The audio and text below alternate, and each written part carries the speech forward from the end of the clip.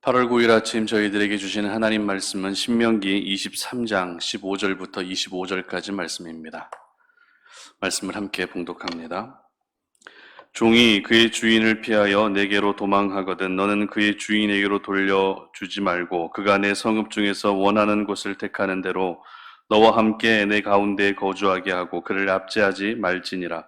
이스라엘 여자 중에 창기가 있지 못할 것이요 이스라엘 남자 중에 남창에 있지 못할지니 창기가 번 돈과 개 같은 자의 소득은 어떤 서원하는 일로든지 내 하나님 여호와의 전에 가져오지 말라. 이 둘은 다 내 하나님 여호와께 가증한 것임이라. 네가 형제에게 구워주거든 이자를 받지 말지니 곧 돈의 이자, 식물의 이자, 이자를 낼 만한 모든 것의 이자를 받지 말 것이라. 타국인에게 내가 구워주면 이자를 받아도 되거니와 내 형제에게 구워주거든 이자를 받지 말라. 그리하면 내 하나님 여호와께서 내가 들어가서 차지할 땅에서 내 손으로 하는 범사의 복을 내리시리라. 내 하나님 여호와께서 원하거든 갚기를 더디하지 말라. 내 하나님 여호와께서 반드시 그것을 내게 요구하시리니 더디면 그것이 내게 죄가 될 것이라. 내가 서원하지 아니하였으면 무죄하리라. 그러나 내 입으로 말한 것은 그대로 실행하도록 유의하라. 무릇 자원한 예물은 내 하나님 여호와께 내가 서원하여 입으로 언약한 대로 행할지니라. 내 이웃의 포도원에 들어갈 때에는 마음대로 그 포도를 배불리 먹어도 되느니라. 그러나 그릇에 담지는 말 것이요 내 이웃의 곡식밭에 들어갈 때에는 네가 손으로 그 이삭을 따도 되느니라. 그러나 내 이웃의 곡식밭에 낫을 대지는 말지니라. 아멘. 지켜야 할 것과 베풀어야 할 것이라는 제목으로 말씀 전합니다. 저희들은 계속해서 신명기 말씀을 통해서 삶의 곳곳마다 하나님이 제정하신 원칙과 규례, 이와 같은 말씀을 기억하고 또 지켜야 된다라는 그런 부분들에 대해서 계속해서 묵상해 왔습니다. 오늘 본문에서는 모두 5가지의 상황에 대한 규례가 기록되고 있는데요. 이 규례를 통해서 저희들이 알게 되는 것은 하나님을 향해서 우리가 지켜야 할 것이 있고 또 우리 이웃들을 향해서는 베풀어야 할 것이 있다는 것을 깨닫게 됩니다. 이 말을 바꾸어 말하면 지난주에도 우리가 계속해서 묵상했던 것처럼 하나님의 사람들은 하나님께만 잘하면 된다는 것이 아닙니다. 하나님께서 만나게 하신 우리의 이웃들에게도 잘해야 한다는 것입니다. 우리가 하나님께 잘하는 것은 가장 기본 중의 기본입니다. 그리고 하나님이 만나게 하신 우리의 이웃들을 향해서 우리가 잘하는 것이 바로 하나님께서 원하시는 그리스도인들의 참된 모습이라는 것입니다.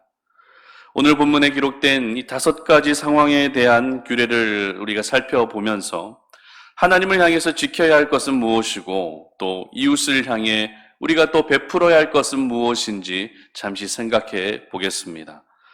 오늘 가장 먼저 기록된 규례는 종이 주인을 피하게 되면, 종이 주인을 피해서 도망하게 되면 그 종을 다시 주인에게로 돌려보내지 말라고 하는 규례입니다. 그러면 그 종을 주인에게 보내지 않으면 어떻게 해야 됩니까? 16절 보시기 바랍니다. 그가 내 성읍 중에서 원하는 곳을 택하는 대로 너와 함께 내 가운데 거주하게 하고 그를 압제하지 말지니라. 아멘.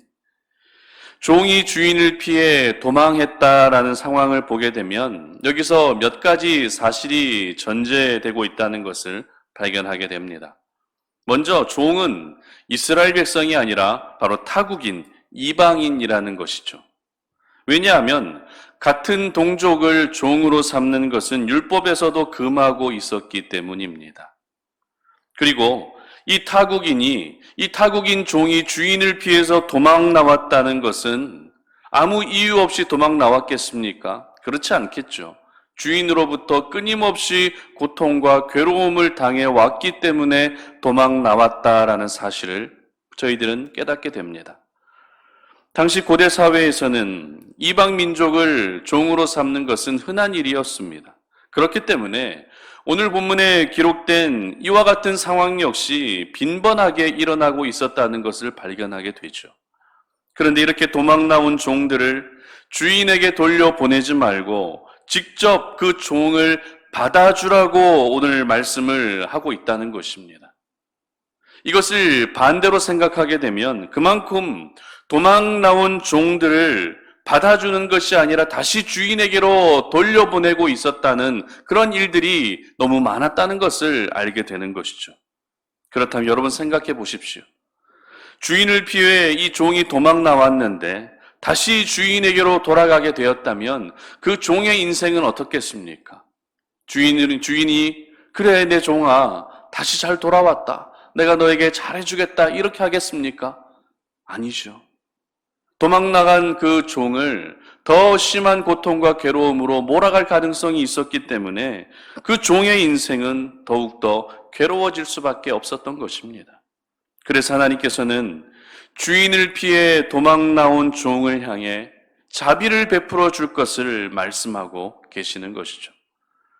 그리고 이어서 이스라엘 땅에는 남자든 여자든 창기가 절대 있어서는 안 된다고 기록합니다. 고대 사회에서는 이 남신과 그리고 여신이 성관계를 통해서 농사가 풍년이 될 수 있었다고 믿었기 때문에 이방신들을 기쁘게 하기 위해서는 그 이방신이 보는 앞에서 우리도 역시 성관계를 맺게 되면 이방신의 기쁨이 되고 그리고 우리는 농사가 풍년이 될 수 있을 것이다 라고 그렇게 생각했습니다. 그러다 보니 그 이스라엘 공동체 안에 얼마나 심한 성적 타락이 있겠습니까? 성적으로 문란하고 성적으로 타락한 모습들이 곳곳에서 보여지고 있었던 것이죠. 이러한 사회적인 배경으로 인해서 남자든 아니면 여자든 창기가 더 많아지고 있었다는 것입니다. 창기가 많아지고 있었다는 것은 그만큼 창기를 찾는 사람들도 많았다는 의미겠죠.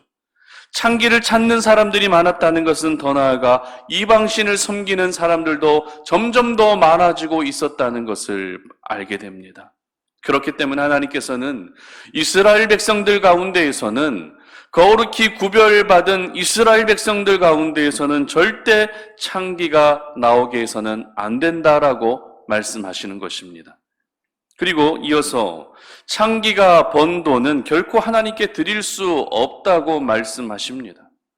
만약 창기가 번 돈을 하나님께 가져오게 되면 이것은 하나님께 가증한 것이라고 분명히 선을 긋고 계시다는 것이죠. 그 창기의 입장에서는 이렇게라도 내가 돈을 벌어서 하나님께 예물을 드리는데 어떻게 하나님 나의 예물을 받아주지 않습니까? 라고 이렇게 따질 수 있습니다. 서운한 마음이 들 수 있습니다. 그러나 그것은 그 창기의 입장에서 그럴 뿐이지 하나님은 결코 하나님께 드리는 그 예물이 건강하고 그리고 깨끗한 가운데에서 드려져야 한다는 것을 강조하고 계시는 것이죠. 예물의 종류가 중요한 것이 아닙니다. 예물의 양이 얼마나 풍족한지가 중요한 것이 아닙니다. 하나님께 드리는 예물이라는 것은 언제나 정당하고 깨끗하고 또 올바르게 수고한 것만 하나님께 드릴 수 있었던 것입니다. 그리고 결국 하나님 앞에서 이 모든 사실들을 통해서 저희들이 깨닫게 되는 것은 우리가 하나님 앞에서 지켜야 할 것이 무엇입니까? 바로 거룩입니다. 바로 성결이라는 것입니다. 거룩과 성결은 오늘도 우리가 하나님 앞에서 반드시 지켜야 할 신앙의 덕목이라는 것이죠. 이어서 기록된 내용은 형제에게 돈이나 물건을 구워주게 될 경우에는 절대 이자를 받지 말라고 말씀하십니다. 19절인데요. 네가 형제에게 구워주거든 이자를 받지 말지니 곧 돈의 이자, 식물의 이자, 이자를 낼 만한 모든 것의 이자를 받지 말 것이라. 아멘. 자본주의 사회를 살고 있는 저희들은 세상에 공짜가 어디 있느냐라고 이렇게 말을 하죠. 이 말은 무엇이든지 그냥 줄 수는 없다는 것입니다. 그에 대한 최소한의 대가를 지불해야만 원하는 것을 얻을 수 있다는 것인데요. 그래서 아무리 가까운 가족에게 돈을 빌려줘도 나는 이자는 반드시 받아야 된다라고 이렇게 말하는 분들이 많이 있습니다. 물론 경제 논리로 접근하게 되면 틀린 말은 아닙니다. 세상에 공짜가 어디에 있습니까? 그렇기 때문에 이자 받아야 되죠. 그러나 이것은 경제 논리라는 것입니다. 그러나 믿음의 논리로 접근하게 되면 모든 대가는 이미 예수님께서 지불하신 줄 믿으시기를 바랍니다. 세상 속에서는 공짜를 찾아보기 어렵지만 믿음의 세계 안에서는 공짜가 있습니까? 없습니까? 분명히 있다라는 것입니다. 구원도 공짜입니다. 은혜도 공짜입니다. 그렇기 때문에 하나님께서는 형제에게 무엇을 구워주거든지 간에 그 모든 것에 대한 이자를 절대 받지 말라고 말씀하고 계시는 것이죠. 예수님께서 12제자를 파송하실 때 이렇게 말씀하십니다. 마태복음 10장 8절인데요. 병든 자를 고치며 죽은 자를 살리며 나병 환자를 깨끗하게 하며 귀신을 쫓아내되 너희가 거저받았으니 거저주라. 아멘. 거저받았으니 거저주라. 이것이 바로 하나님께서 정의하신 하나님 나라에 정해진 규칙이었던 것이죠. 이자를 받지 말라고 하시는 이 말씀을 통해서 저희들은 다시 한번 우리 이웃을 향해 자비를 베풀어야 한다라는 이러한 영적 교훈을 깨닫게 됩니다. 그리고 이어서 기록된 말씀은 어떤 말씀이죠? 하나님께 서원한 것이 있다면 그 서원을 갚되 더디 갚지 말고 신속히 갚으라고 기록합니다. 21절입니다. 내 하나님 여호와께 서원하거든 갚기를 더디하지 말라. 내 하나님 여호와께서 반드시 그것을 내게 요구하시리니 더디면 그것이 내게 죄가 될 것이라. 아멘. 여러분, 서원이 무엇입니까? 쉽게 말씀드리면 서원은 약속입니다. 그러나 이 약속과 서원에 다른 점이 있다면 약속은 사람과 사람 사이에 하는 것이라면 서원은 하나님께 하는 것이 바로 서원입니다. 이 서로 간의 약속을 지키는 것도 중요한데 하나님께 한 서원을 지키는 것은 더욱더 중요할 수밖에 없습니다. 여러분, 서원이든 약속이든 그 대상이 누구냐에 따라서 지켜야 한다는 책임감과 부담감은 차이가 날 수밖에 없습니다. 물론 모든 약속은 지켜야 되지만 내가 친구에게 한 약속과 대통령에게 한 약속은 그 무게가 다를 수밖에 없다는 것이죠. 마찬가지로 서원이라고 하는 것은 만왕의 왕이신 우리 하나님께 하는 것이기 때문에 반드시 지켜야 했던 것입니다. 지체해서는 안 된다는 것이죠. 신속하게 하나님께 했던 이 서원은 반드시 지키라고 기록하고 있는 것입니다.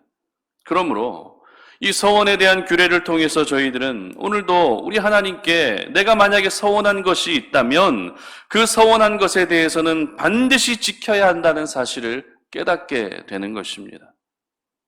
그리고 오늘 본문의 마지막으로 기록된 규례는 이웃의 포도원이든 아니면 곡식밭이든 만약에 그곳에 들어가게 되면 얼마든지 그곳에 있는 포도와 곡식을 배불리 먹을 수 있지만 절대 포도와 곡식을 그릇에 담거나 곡식에 낫을 대는 행동을 해서는 안 된다고 말씀합니다. 이 규례는 당시 사회적으로 가난한 이웃을 향한 최소한의 생존권을 보장해주는 그런 규례였는데요. 그래서 배고픔을 해결하기 위해서 남의 포도원에 들어갔을 때 그 포도원에서 배고픔은 누구나 해결할 수 있었습니다. 그러나 절대 그 포도를 밖으로 가지고 나올 수는 없었습니다. 왜냐하면 포도원 안에서 포도를 먹는 것은 괜찮지만 포도를 밖으로 가지고 나오게 되면 그것은 이웃의 것을 훔치는 행위로 간주되었기 때문입니다. 결국 이 규례의 말씀 역시 이웃을 향해서 우리는 어느 정도의 자비는 베풀어야 한다는 사실을 깨닫게 되는 것이죠. 지금까지 저희들은 5가지 상황에 대한 규례를 살펴봤는데요. 여러분, 이 말씀을 통해서 우리가 하나님을 향해서 지켜야 할 것은 무엇이고 또 우리의 이웃을 향해서 베풀어야 할 것은 무엇인지 발견하셨습니까? 저희들은 오늘도 이 땅을 살면서 위에 계신 하나님, 사시는 하나님, 만왕의 왕이 되신 우리 하나님을 잘 섬기되 무엇보다 거룩과 성결을 지켜야 한다는 것입니다. 우리 하나님을 향해서 거룩과 성결을 지킬 뿐만 아니라 또 무엇을 지켜야 한다고요? 하나님께 한 서원을 반드시 지켜야 한다는 것입니다. 또한 하나님이 만나게 하신 우리의 이웃을 향해서는 무엇을 베풀어야 합니까? 무한한 자비와 사랑을 베풀 수 있어야 되는 것입니다. 이렇게 우리가 하나님을 향해 지켜야 할 것은 잘 지키고 또 이웃을 향해 베풀어야 할 것을 또 잘 베풀게 되면 그것이 바로 하나님이 원하시는 선택받은 백성들의 삶의 모습이었던 것입니다. 그러므로 오늘 하루 우리 성도님들 살아가실 때 하나님을 향해서 무엇보다 거룩과 성결을 지킬 수 있기를 바랍니다. 그리고 하나님께 했던 모든 서원을 반드시 지킬 수 있기를 바랍니다. 그리고 이웃을 향해서는 자비와 사랑을 베풀어 줄 수 있는 그런 하루가 되시기를 바랍니다. 그래서 여러분의 모습이 이 시대에 구별된 하나님의 백성의 모습, 예수 믿는 그렇게 거룩하게 구별된 하나님의 백성의 모습으로 살아가시기를 주님의 이름으로 축복합니다. 함께 기도하겠습니다. 하나님 감사합니다. 오늘 이 아침에 우리가 주의 말씀을 통해서 하나님을 향해서 지켜야 할 것은 무엇이고 또 우리 이웃을 향해 베풀어야 할 것들은 무엇인지를 깨닫게 됩니다. 아버지 하나님, 오늘도 거룩과 성결을 지킬 수 있는 하루가 되게 하여 주시옵소서.